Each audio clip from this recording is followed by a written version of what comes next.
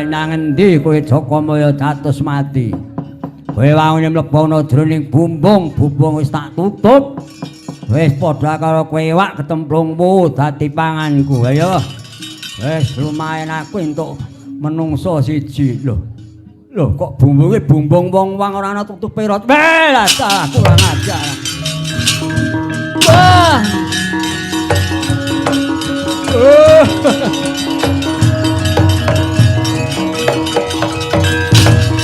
Lah dalah.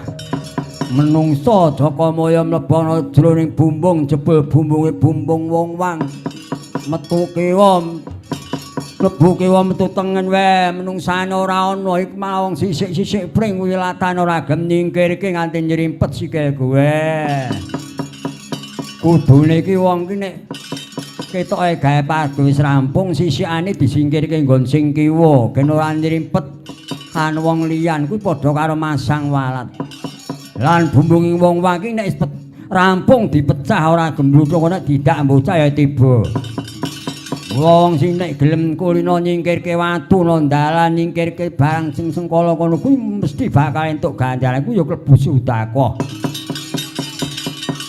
Ya, para pucara putari sapa wae wong sisik-sisik ben ora gelem nyingkirke.